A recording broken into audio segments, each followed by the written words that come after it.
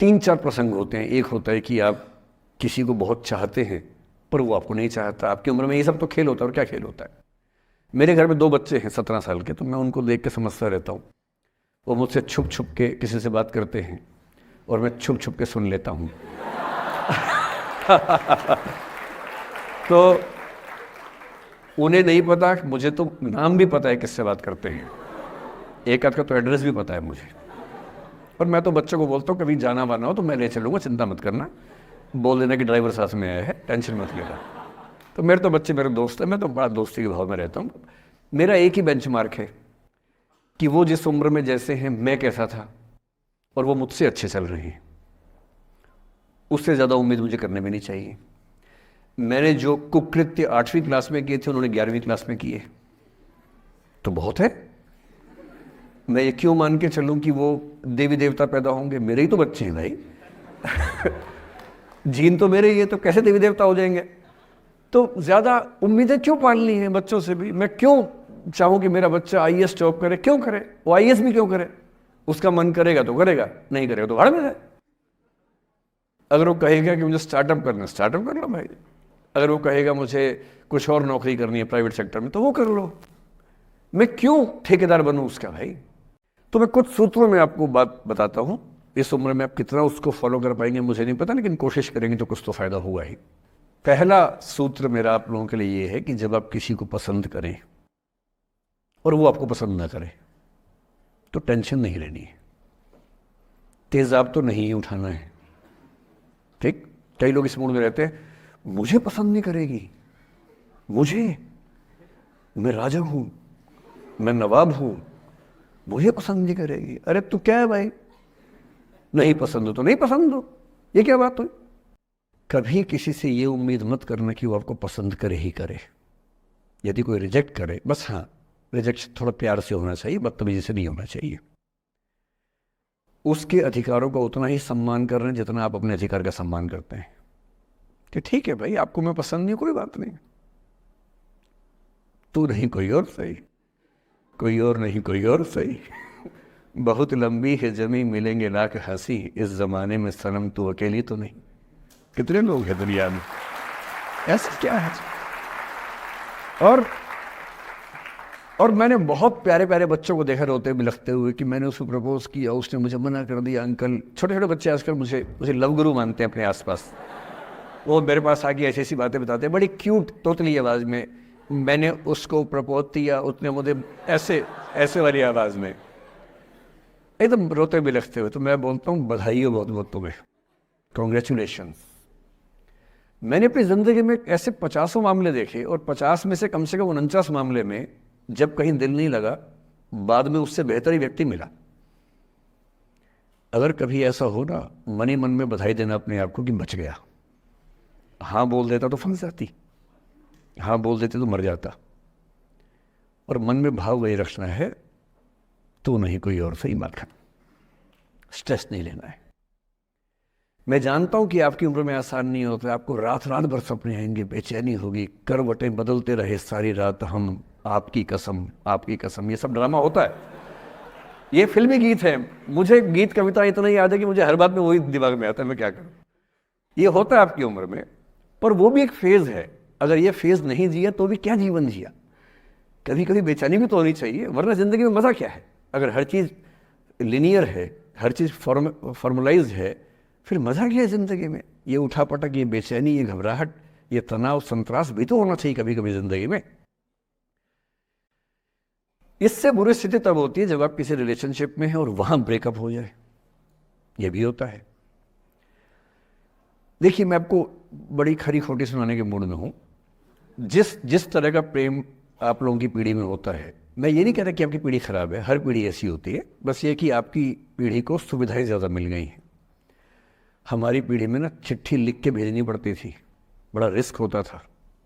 चिट्ठी लिखो कागज़ पे, फिर एक डाकिया ढूंढो भरोसे का, तो भरोसे वाला कुरियर बॉय या कुरियर गर्ल जाके चिट्ठी वहीं दे के आए जहाँ हमने कहा है। ये भी डाउट कहीं किसी और को दे के आ जाए।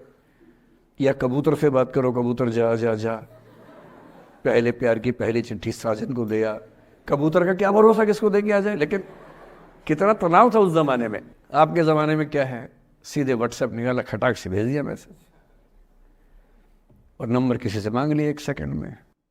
नंबर भी नहीं देना है तो किसी, कौन कौन सी ऐप होती है, मैंने सुना कुछ और ऐप्स होती है, मेरे नंबर वाली भी होती है, इंस्टा होता है, एक और भी तो कोई होती है वो जिसमें कार्टून जैसा मुंह बन जाता है, स्नैपचैट। हाँ, स्नैपचैट पे चले गए, मैंने सुना है कि उसमें नंबर भी नहीं देना पड़ता है, ऐसा कुछ चक्कर है, वहाँ ढूंढ लिया। किसी को कुछ कन्वे करना इतना आसान दुनिया में कभी नहीं हुआ था जितना आज आसान है। इन सब के ऊपर टिंडर है, बम्बल है, पता नहीं क्या क्या है, राइट लेफ्ट करते जाना है, उसी में कहानी शुरू।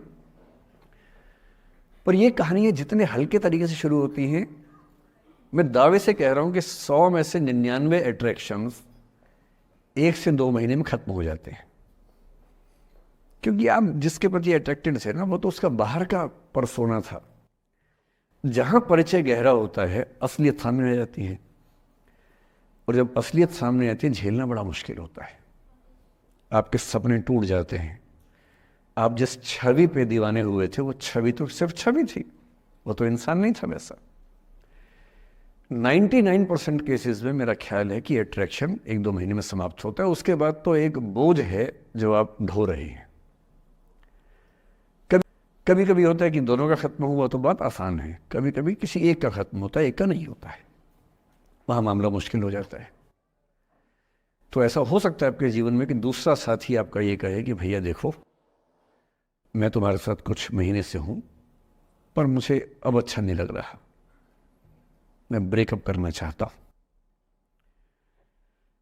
मैं आपसे ये निवेदन करूंगा कि ये मान के मत चलना कि उसने आपको धोखा दिया है, क्योंकि बच्चे तुरंत उस मुद्रा में आते हैं, अच्छा अब मैं कुल्हाड़ी उठा लूंगी, अब मैं तेजाब उठा लूंगा, तूने मुझे धोखा दिया है, तूने मुझे चीट किया है, you are a cheat, you are a liar, you are a पता नहीं क्या क्या। पता, इंग्लिश में गालियां बड़ी सुंदर देते हैं बच्चे। मैं ये कहना चाह रहा हूं कि इस बात की संभावना मान के चलिए कि हो सकता है कि आपके साथ 2 महीने रहने के बाद सच में उसको ये लग जाए कि आपके साथ ट्यूनिंग ठीक नहीं है, या आपको लग जाए कि आपकी ट्यूनिंग उस व्यक्ति के साथ ठीक नहीं है। और किसी मुर्दा को अपने पास पकड़ के रखना उसका मजा नहीं है। आप किसी को बांध तो लेंगे, पर जब उसका दिल आपके पास है ही नहीं, दिल विहीन लाश अपने पास टिका के रखना, एक मुर्दे को बांध के रखना, इससे बेहतर है जाने दो। वो अफसाना जिसे अंजाम तक लाना ना हो मुमकिन, उसे एक खूबसूरत मोड़ देकर छोड़ना अच्छा। और ये खूबसूरत मोड़ कैसे होगा? अगर कोई जाना चाह रहा है तो आपके पास 3 ऑप्शंस हैं। एक, ना उसको अच्छे से बात करे, ना खराब से बात करे, न्यूट्रल होके जाने दे।